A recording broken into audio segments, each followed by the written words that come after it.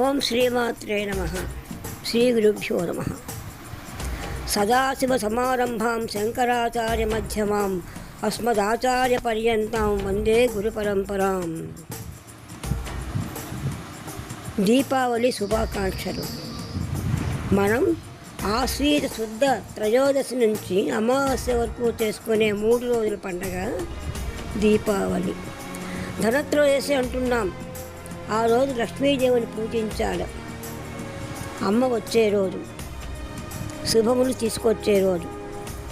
చిత్తశుద్ధితో మనకు ఉన్న దాంట్లో దీపావళి ముందు రోజు త్రయోదశి నాడు సాయంకాలం సంధ్యవేళ దీపాలు ఇల్లు శుభ్రం చేసుకొని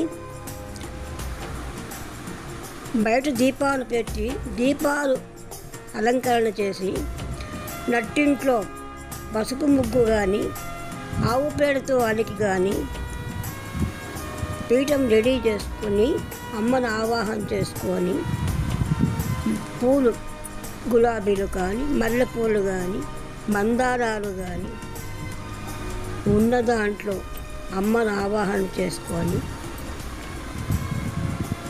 దీపములు అలంకరణ చేసి చుట్టూ అమ్మను లక్ష్మీదేవిని గణపతితో సహా పూజిస్తే మహా ఐశ్వర్యం వస్తుంది అని పెద్దవాళ్ళు పూర్వకాలం నాడు చెప్తూ వచ్చినారు. చతుర్దశి ఆ రోజు ఉదయం అభ్యంగన స్నానం చేయాలి. అభ్యంగనం అంటే నువ్వుల నూనె కరెంటు పోసుకొని 5 గంటల లోపల తలస్నానం చేసి మన వివిధ కార్యక్రమాలన్నీ పూజించుకొని దేవతారాధన చేసుకొని నరక చతుర్దశి మనం పాటించాలి. నరక చతుర్దశి అని ఎందుకంటున్నాము? దుర్మార్గుడు సంహరించిన రోజు శ్రీకృష్ణ పరమాత్మ సంభవం యుగయుగే అని అన్నట్టుగా నరకాసురుడు ప్రచండమైన దుర్మార్గుడు. సత్యభామ తల్లే కావచ్చు, ఆమె చెప్పింది దుర్మార్గుడు కొడుకైనా ఎవరైనా సంహరించాల్సిందే అంటే శ్రీకృష్ణ పరమాత్మ సంహరించి లోకానికి మా ఉపకారం చేసినాడు. కావున మనం అందరం నరక చతుర్దశి నాడు సాయంకాలం మరలా దీపాలు వెలిగించి అమ్మవారిని విష్ణుమూర్తితో పూజించుకొని ఇంట్లో అందరూ పండుగ చేసుకోవాలి. ఇది చతుర్దశి పూజ. మీకు సంక్షిప్తంగా చెప్తున్నా. మన పురాణాలు చాలా ఉన్నాయి, కానీ పాటించే వాళ్ళు ఎంతమంది ఉన్నారో తెలియదు.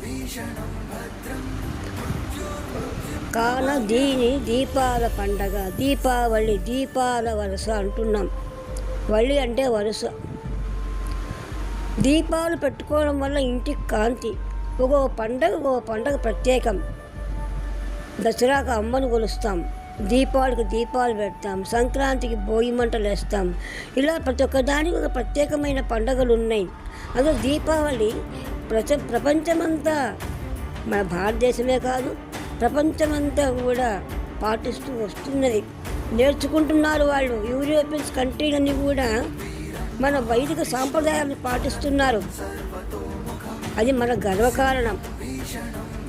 పిల్లలందరూ పటాకులు కాల్చుకొని ఆనందంగా ఇంటిళ్ళపాది బంధువులతో సంతోషంగా చేసుకొని అమ్మను పూజించి శివారాధన చేసుకొని పార్వతీ పరమేశ్వర ఆరాధన చేసుకొని ఏ పండగైనా ఏదైనా మన వేడుక సాంప్రదాయం నలుగురు కలవాలి. కుటుంబ సభ్యులు కలిస్తేనే పండగ. దీన్ని మనం పాటిస్తూ వస్తూ మన పిల్లలకు నేర్పించాలి. కూతురు, అల్లుళ్ళు, బిడ్డలు, కోడళ్ళు అందరూ కలిసి పండుగ చేసుకుంటే ఎంతో ఆనందంగా సంబరంగా ఉంటుంది. కానీ ఈనాడు మనం ఏమైనా ఎక్కడున్నామో తెలియదు. నాకు 75 ఏళ్ల వయసు అమ్మ. దయచేసి మీరు తప్పుగా భావించకుండా చక్కగా వైదిక సాంప్రదాయ దుస్తుల్లో చీర, కట్టు, బొట్టు, పంచ, లాల్చి వేసుకొని అందరూ ఆనందంగా చేసుకునే దీపావళి పండగ. కావున మీరందరూ కూడా దీపావళి పండుగ ఆనందంగా చేసుకుంటారని ఆశిస్తూ నీకు శుభాకాంక్షలు అందజేస్తున్నాం.